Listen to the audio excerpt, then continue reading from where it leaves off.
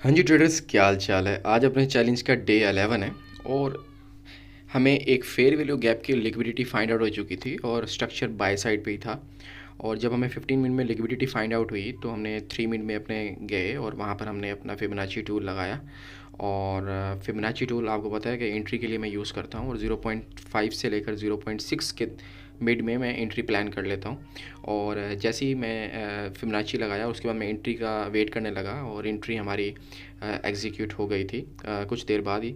और जैसे कि आप यहाँ देख सकते हैं तो यहाँ पर हमारी एंट्री वगैरह लग चुकी है और लगते ही प्रॉफिट में चलने लग गई और बहुत अच्छी लिक्विडिटी थी। और मेरे ख्याल में ये एरिया भी बहुत ज़्यादा अच्छा था और जिसमें हमें बहुत मतलब फास्ट फॉरवर्ड जिसे कहते हैं कि हमें टारगेट्स अचीव होने लग गए। फर्स्ट टीपी तो हमारी फ़ौरन ही हिट हो गई थी और फर्स्ट टीपी के बाद आपको पता है कि मैं हमेशा जो एसएल है वो एंट्री पे कर देता हूँ, क्योंकि मैं ये चाहता हूँ कि जब 1:1 हो जाती है तो कुछ ना कुछ तो हमारे अकाउंट्स में इंटर हो जाना चाहिए। जो मेरे एक्सपीरियंस से मैंने सीखा है कि बहुत दफ़ा ऐसा होता था कि 1:1 भी हो गई, 1.5 भी हो गई और उसके बावजूद एसएल एंट्री पे हिट हो गया, कुछ मिलता नहीं था।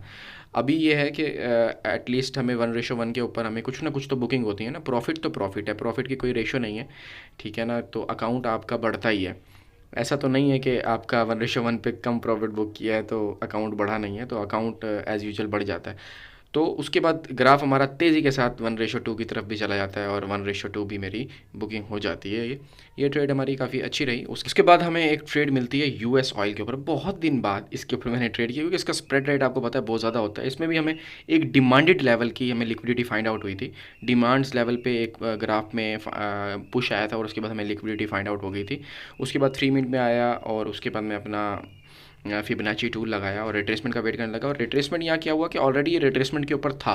जिस वक्त मैं यहाँ पहुँचा था ऑलरेडी ये रिट्रेसमेंट पे था, तो मैंने ये एंट्री बहुत जल्दी ही प्लान कर ली थी। और मैंने जैसे ही यहाँ पे पैनल सेट किया और देखा स्टॉप लॉस किया, फ़ौरन ही मैंने ब्रोकर पे एंट्री ले ली थी, जैसे कि आपको यहाँ नज़र आ रहा होगा। और ब्रोकर पे ट्रेड लगते ही मेरी ये प्रॉफिट में जाने लगी और बहुत तेज़ पुश। आपको पता है यूएस ऑयल में एक स्प्रेड रेट बेसिस ज़्यादा है, इसमें मूवमेंट भी बहुत तेज़ होती है। तो आप देखेंगे यहाँ में 3.46 समथिंग प्रॉफिट शुरू हो गया था और 1:1 पे बुक करना था। अभी मैं यहाँ पर क्या एंट्रीज़ वगैरह प्लान करने आया हूँ कि भाई मैं एसएल फर्स्ट एंट्री डालता हूँ या सेकंड एंट्री पुट करता हूँ। लेकिन वो तेज़ी से ग्राफ इतनी तेज़ से मूव कर रहा था, फर्स्ट एंट्री ऑलरेडी मेरी फर्स्ट टीपी हिट हो चुकी थी, तो मैंने फ़ौरन ही पहली पोजीशन अपनी क्लोज़ कर दी और सेकंड पोजीशन को ओपन रहने दिया और उसके साथ ही मैंने अपना स्टॉप लॉस जो है वो एंट्री पे कर दिया।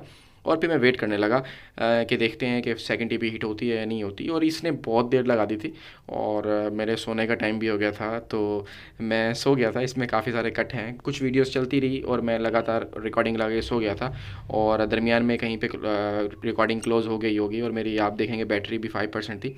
तो मैं सोते हुए कभी आँख दरमियान में मेरी एक आँख खुली थी तब भी अभी ग्राफ चल ही रहा था। तो इसका व्यू फिर मैंने बाद में कैचअप कर लिया था। तो हमारी 1:2 भी हिट हो गई थी और मैंने वहाँ पे वो भी बुकिंग हो गई थी। तो ये मेरा ये वाला दिन जो है ये बहुत ज़्यादा अच्छा गुजरा। तो आज के लिए इतना ही।